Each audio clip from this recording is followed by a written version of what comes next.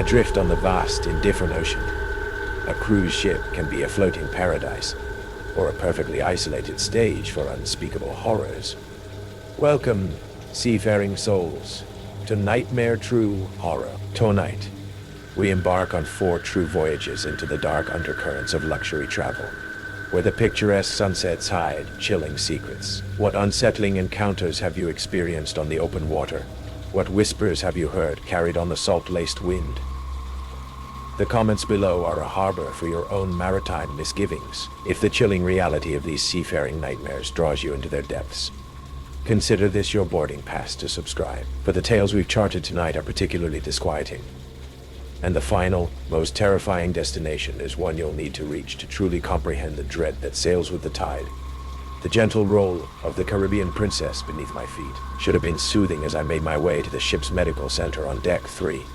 But the nausea that had been building since breakfast made every movement feel like a struggle. The smell of salt air mixed with the ship's recycled ventilation created a claustrophobic atmosphere in the narrow corridor leading to the medical bay. What had started as a mild stomachache during the morning buffet had escalated into dizziness and cold sweats that left me feeling vulnerable and disoriented. That's when I heard it, a soft metallic click from behind the medical center's door, followed by what sounded like a drawer being closed quietly. The sound was too deliberate, too careful, like someone was hiding something they didn't want discovered. I paused outside the door, hand raised to knock, and heard muffled voices through the thin walls. A man's voice, calm and professional, followed by a woman's voice that sounded slurred and confused. As I waited in the corridor, I couldn't shake the feeling that someone was watching me through the small porthole window of the medical center, studying my symptoms and my obvious distress with more interest than seemed medically appropriate. My name is Rebecca Torres, and I'm a 31-year-old marketing consultant from Denver who booked this 7-day Caribbean cruise in March 2023 as a solo vacation after a brutal work project that had consumed 6 months of my life. The ship was a mid-sized vessel carrying about 2,500 passengers, mostly couples and families, with a handful of solo travelers like myself looking for relaxation and escape. I'd been feeling fine for the first 3 days of the cruise, enjoying the ports in Jamaica and Cozumel. But this morning I'd woken with symptoms that seemed to come from nowhere. Nausea, dizziness, and a strange metallic taste in my mouth that reminded me of the time I'd been given anesthesia for dental surgery. The ship's medical center was located on one of the lower decks, away from the main passenger areas, accessible through a maze of service corridors that most travelers never saw. The isolation made sense from a medical perspective. Sick passengers needed quiet and privacy, but it also meant that whatever happened, there was far from prying eyes. Dr. Marcus Vance, the ship's chief medical officer, was a man in his late 40s with the kind of professional demeanor that immediately inspired confidence. When I knocked on his door, he welcomed me into his office with genuine concern, taking my symptoms seriously and asking detailed questions about my medical history. But something about his questioning felt off. Mixed in with standard medical inquiries were personal questions that seemed irrelevant to my symptoms. Was I traveling alone? Did anyone know my specific itinerary? Had I told family when to expect me home? Cruise ship medicine requires extra precautions, he explained when I hesitated to answer. We're isolated out here. If something serious develops, we need to know who to contact and how quickly we can arrange evacuation. It sounded reasonable, but his eyes lingered on me in a way that made my skin crawl. Not the clinical assessment of a doctor examining a patient, but something more personal, more predatory.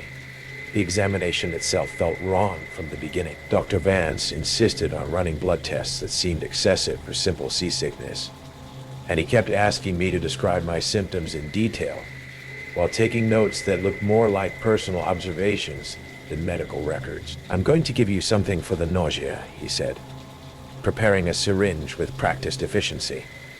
This should help you feel much better. But when I asked what medication he was giving me, his answer was vague. A mild anti-nausea compound, standard treatment for cruise ship passengers.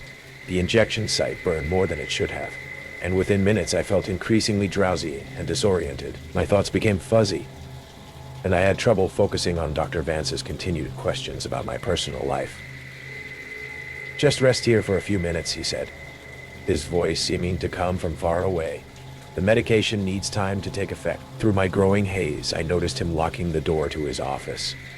Not the kind of lock that could be opened from the inside by turning a handle, but a deadbolt that required a key from both sides. We were on a ship in the middle of the ocean, and I was now trapped in a medical facility with a doctor who just injected me with something that was clearly not standard anti-nausea medication. "Doctor," I managed to say, my words slurring despite my efforts to speak clearly. "I need to get back to my cabin." "Not yet," he replied, his professional mask beginning to slip. "We need to monitor your reaction to the treatment. Sometimes passengers have unexpected responses to medication." The way he said unexpected responses made my blood run cold. I tried to stand up, but my legs felt like they belonged to someone else. Whatever he'd injected me with was designed to incapacitate, not heal. "You seem tense," Dr. Vance observed, moving closer. "That's normal. The medication can cause some disorientation, but you'll feel much more cooperative soon." Cooperative. The words sent panic through my drug-addled system. I forced myself to focus, to think through the chemical fog he'd created. This wasn't medical treatment. This was premeditated assault, and I was trapped in a soundproof medical facility with a predator who had complete authority over sick and vulnerable passengers.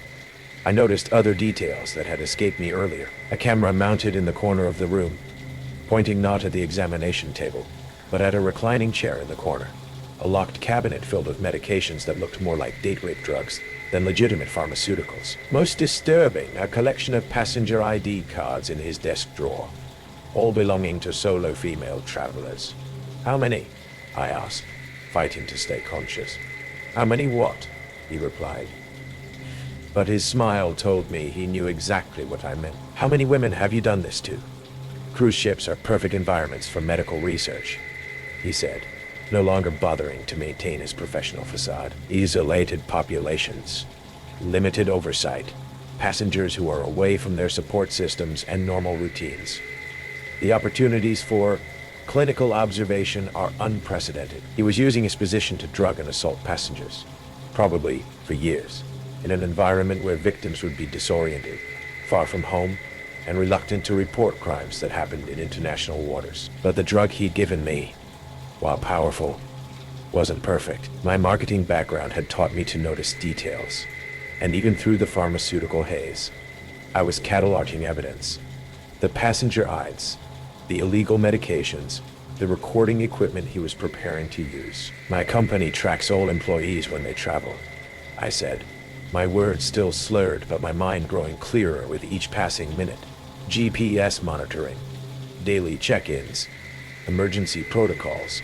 They know exactly where I am right now." It was partially true. My company did require check-ins, though not with the real-time precision I was suggesting. But Dr. Vance's confidence wavered slightly. "Cell phones don't work in the middle of the ocean," he said. "Satellite tracking does. My company uses it for all international travel." I pulled out my phone, which did indeed show a weak signal from the ship's satellite internet. "I was supposed to check in an hour ago. Security will start looking for me soon." Dr. Vance moved toward me more aggressively, but the drug was wearing off faster than he'd expected. I managed to stand up, using the examination table for support, and back toward the door. "That door is locked," he said. "You're not going anywhere until we finish our session." But I'd noticed something he'd forgotten. The emergency override button, required by maritime law for all medical facilities. If I could reach it, it would unlock the door and trigger an alert to ship security.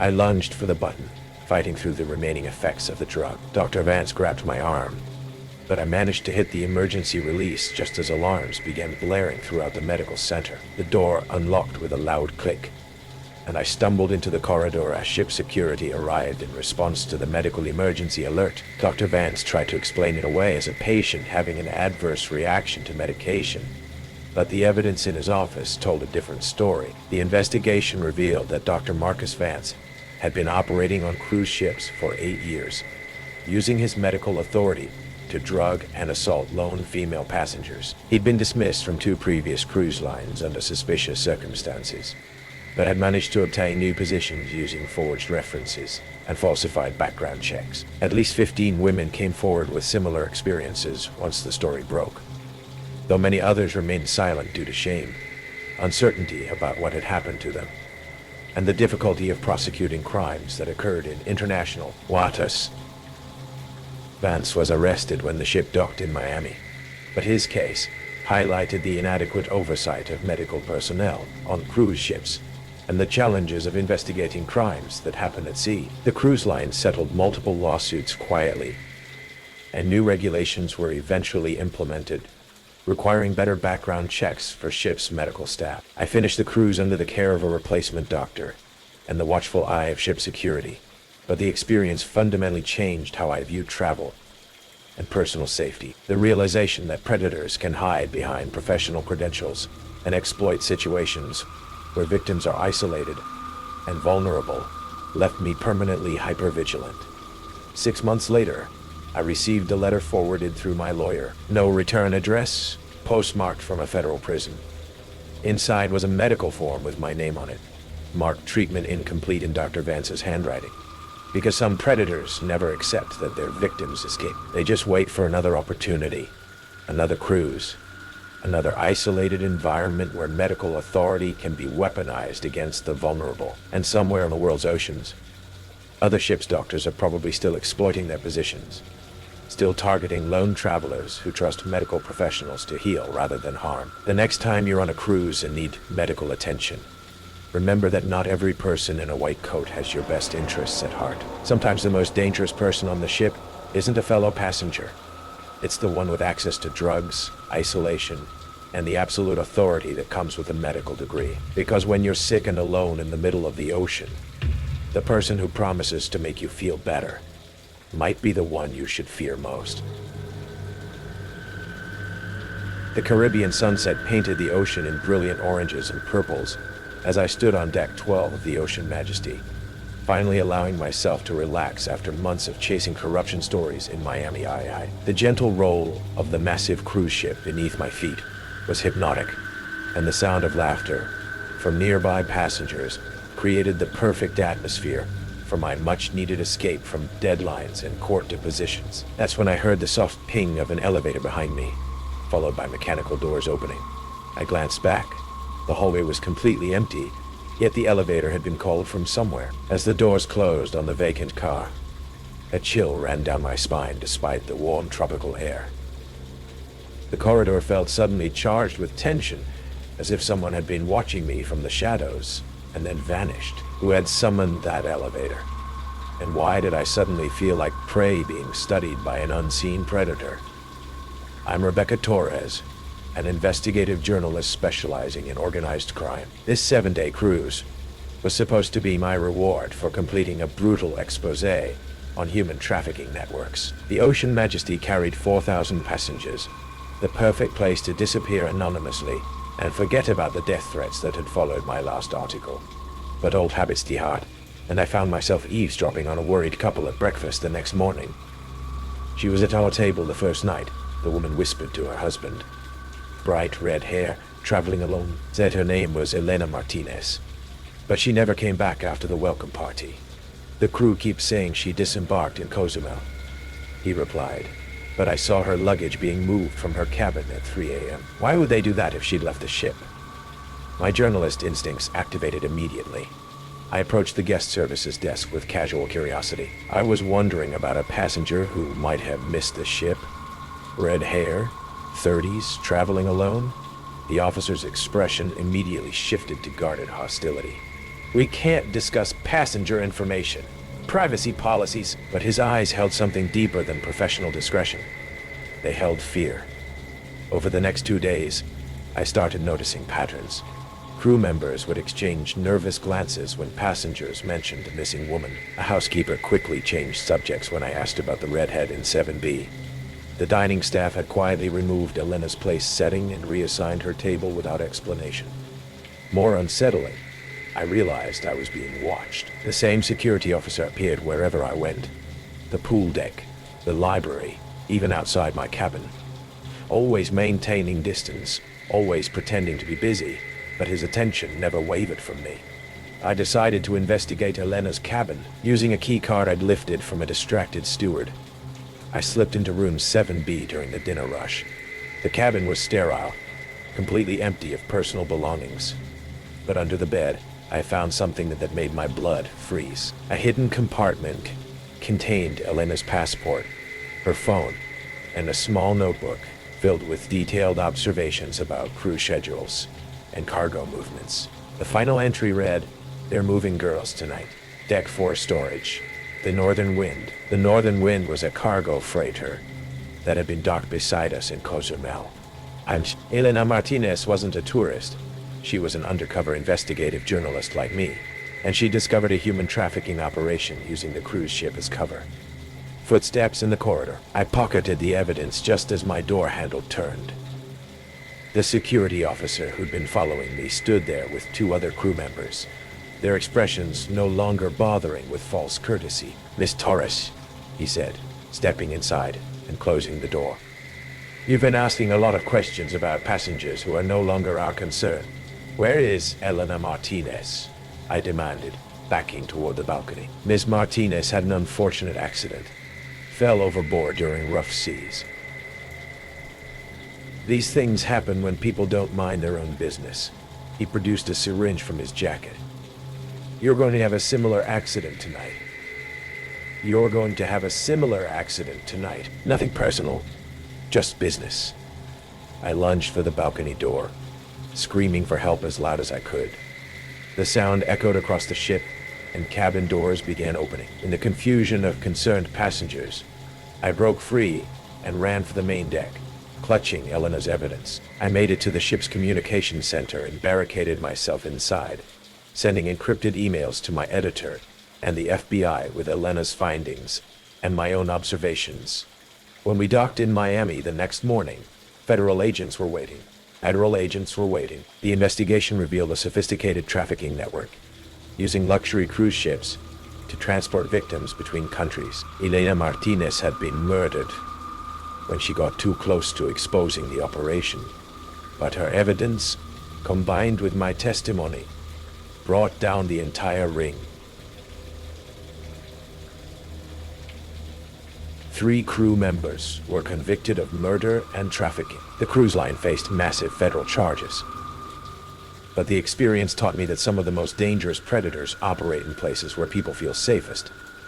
Floating resorts where passengers trust their lives to strangers. I never took another cruise.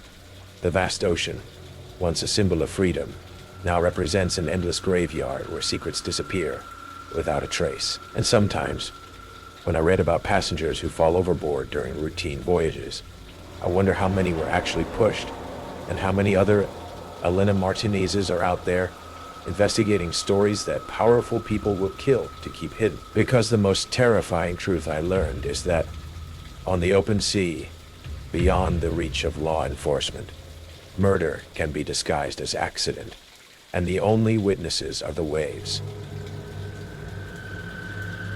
The cruise ship, the Serene Majesty, was a floating city of forced fun and relentless sunshine. I was on a solo trip through the Caribbean, a graduation gift to myself, trying to enjoy the illusion of luxury. But by the 5th day, the ship's manufactured cheerfulness had started to feel oppressive. The endless buffets, the loud poolside music, the same smiling faces.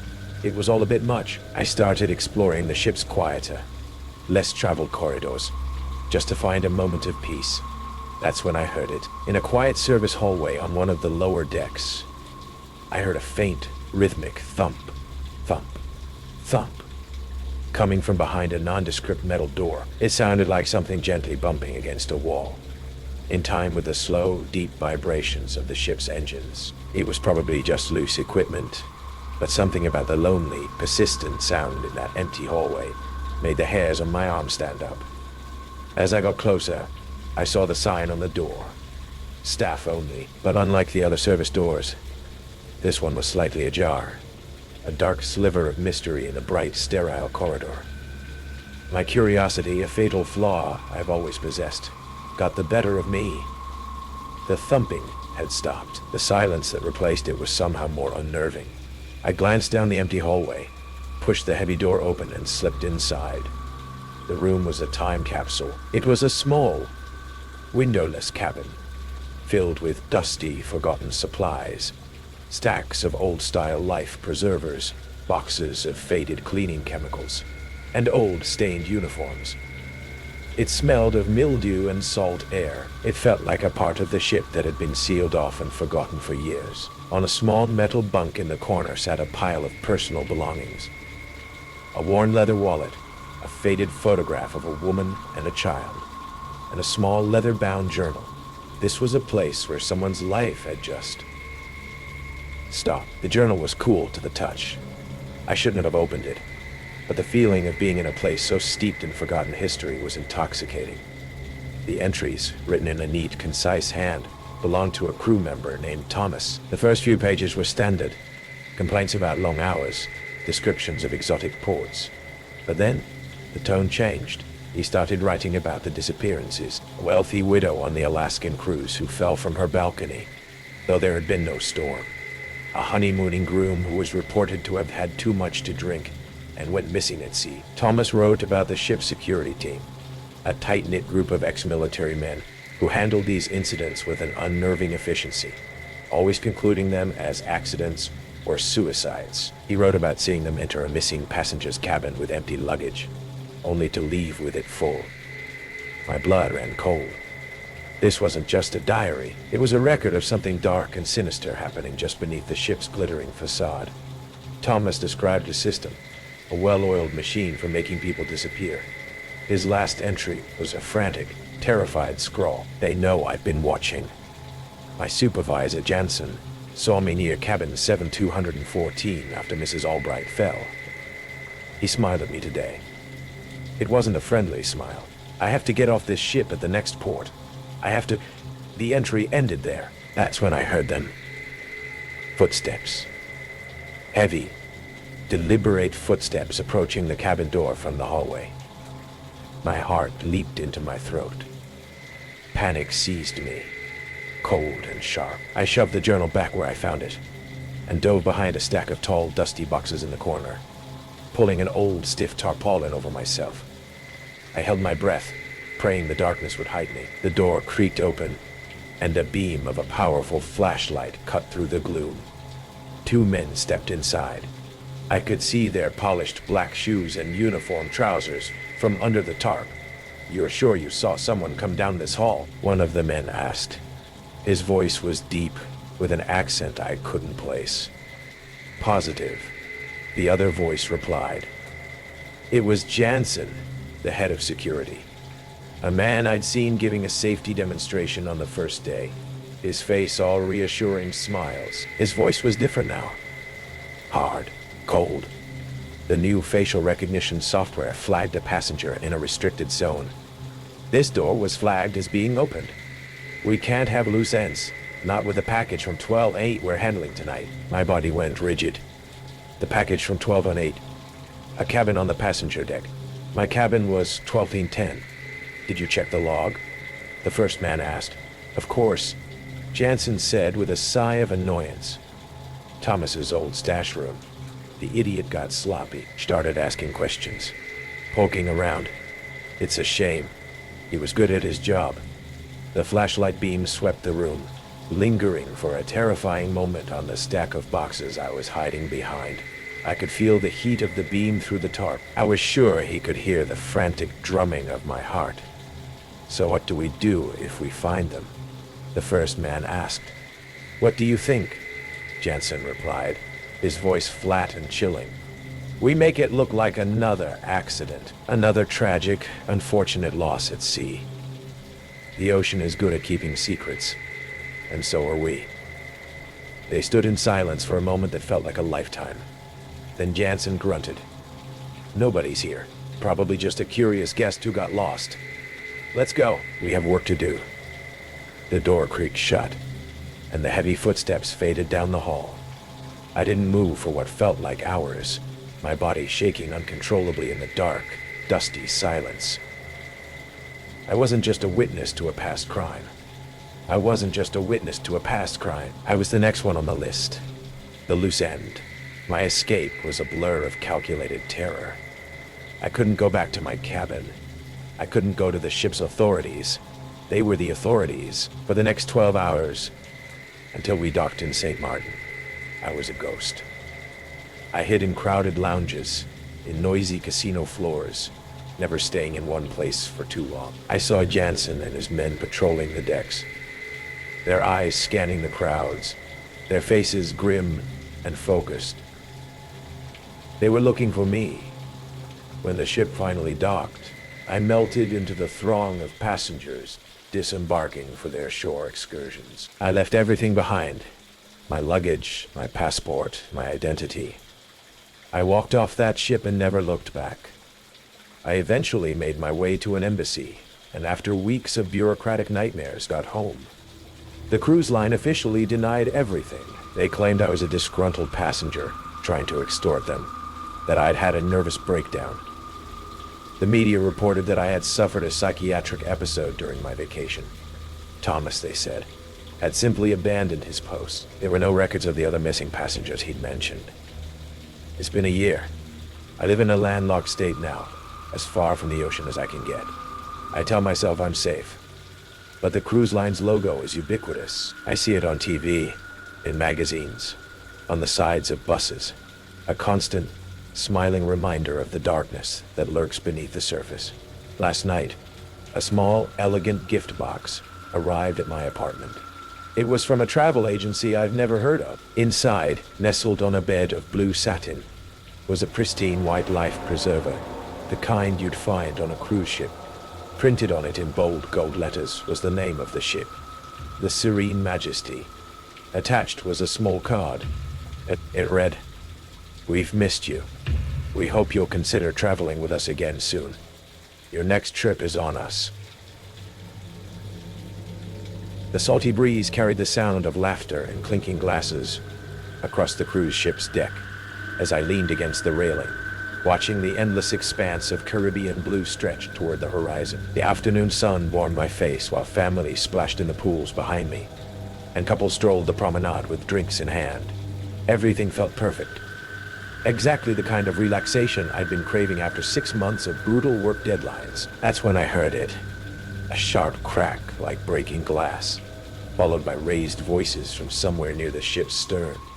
The sound was out of place among the vacation chatter, too harsh and urgent to be part of the usual cruise ship ambience. I turned toward the noise, but the deck curved away from my position, blocking my view of whatever was happening.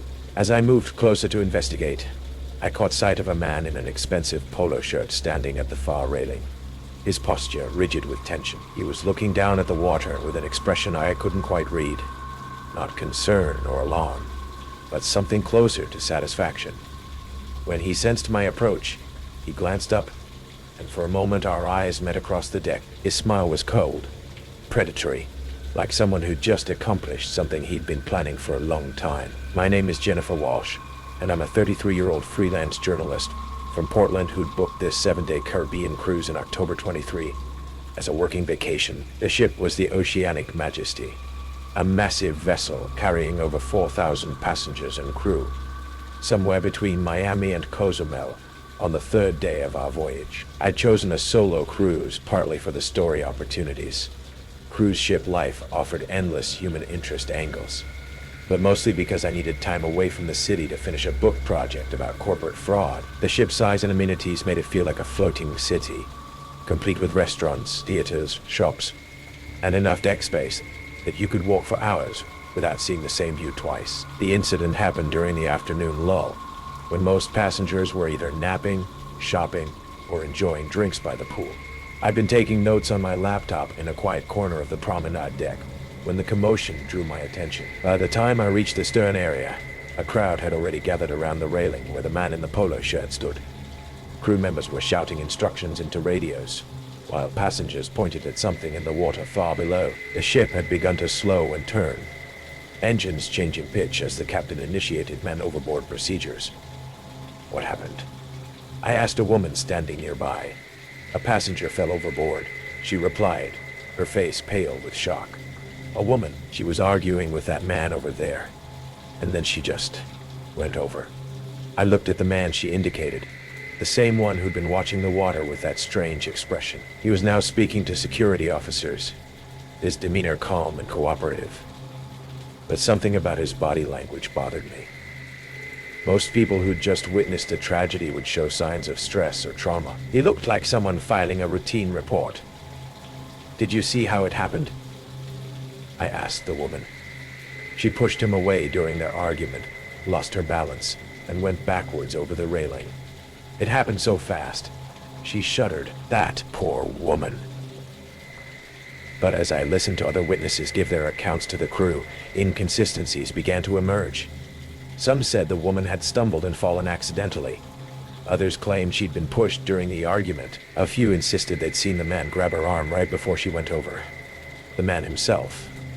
I learned his name was Richard Caldwell. Provided a clear, detailed account to the ship's security chief.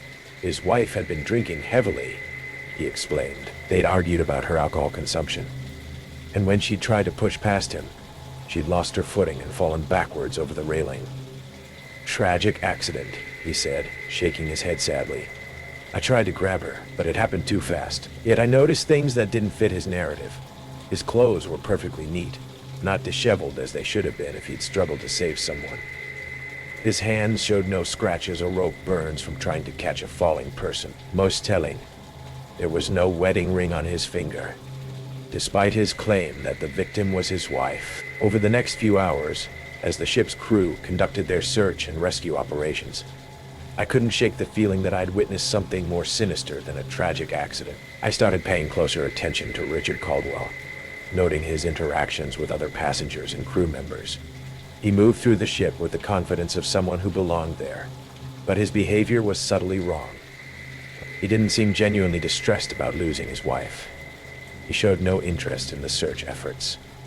Instead, he appeared to be observing the other passengers, studying their reactions to the incident. That evening, I decided to do some investigating. Using my journalist credentials, I convinced a crew member to let me access the passenger manifest. Richard Caldwell was traveling alone, in a single occupancy cabin. No wife registered on the ship. The woman who'd gone overboard was listed as traveling solo as well. Patricia Morrison, 38, from Seattle. When I shared this information with ship security, they brushed off my concerns. Passengers sometimes booked separate cabins for various reasons, they explained. The investigation was ongoing, but initial evidence supported Caldwell's account of an accidental death.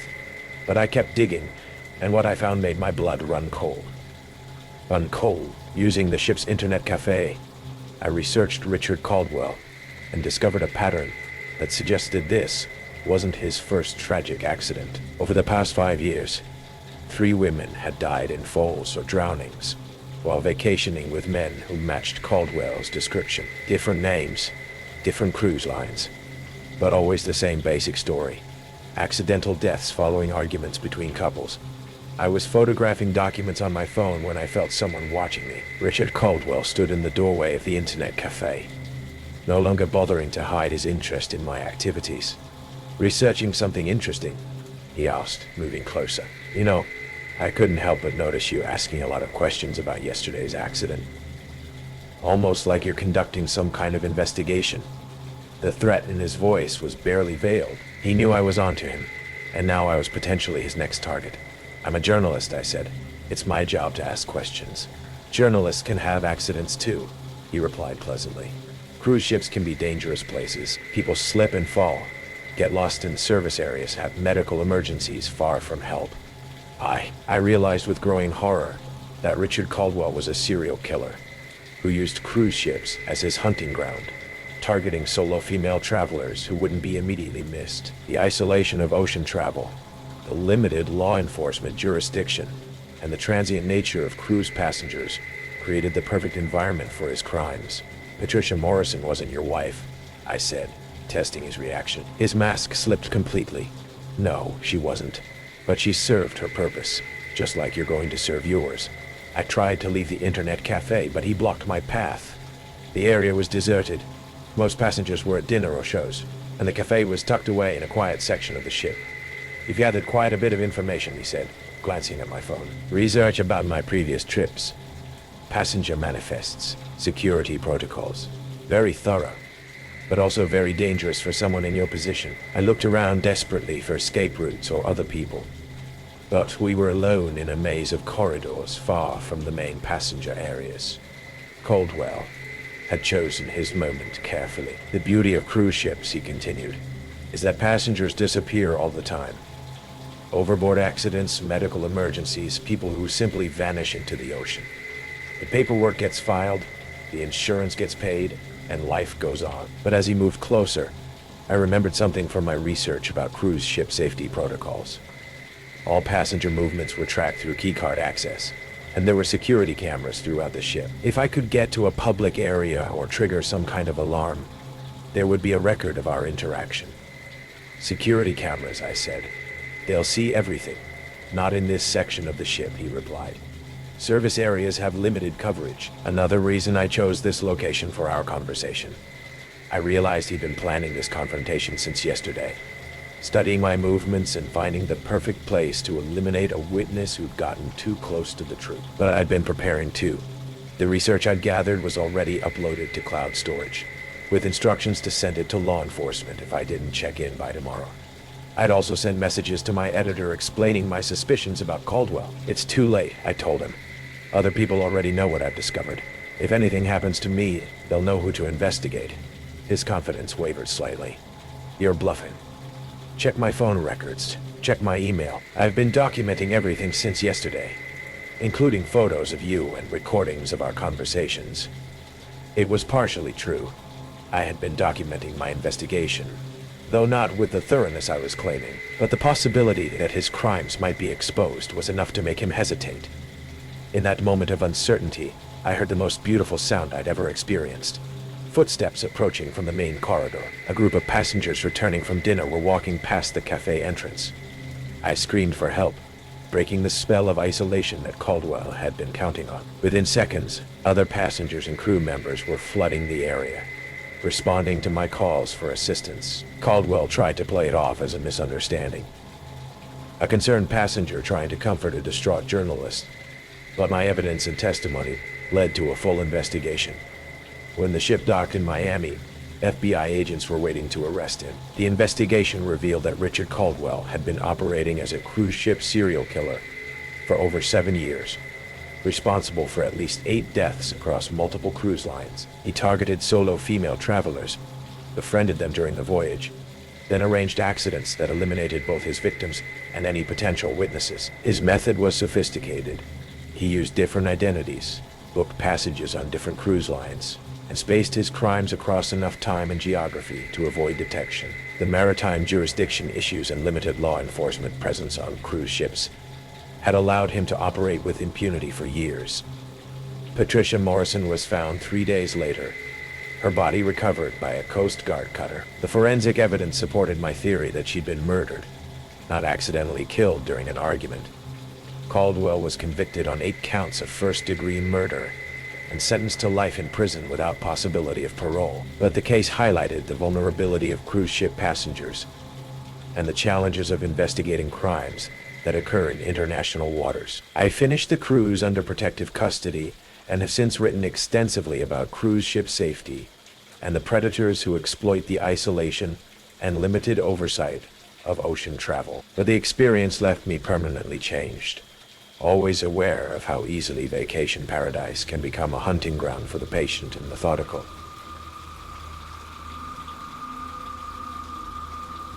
Six months later, I received a letter from Caldwell, in prison. No return address, but postmarked from the federal penitentiary where he's serving his sentence. Inside was a cruise ship brochure with a handwritten note. Still planning my next vacation, Jennifer. Ocean travel offers so many opportunities for meeting interesting people, because some predators never stop hunting, even from behind bars. They just adapt their methods, recruit accomplices, or wait for opportunities to resume their work. And somewhere on the world's oceans, other cruise ships are carrying passengers who think they're safe in their floating paradise, unaware that predators move among them, selecting targets, planning accidents, and preparing to turn vacation dreams into nightmares. The next time you're on a cruise and strike up a conversation with a charming fellow passenger, remember that not everyone who seems friendly has innocent intentions. Sometimes the most dangerous person on the ship isn't a stranger in a dark alley. It's the helpful passenger who offers to show you the best spots for watching the sunset over the ocean.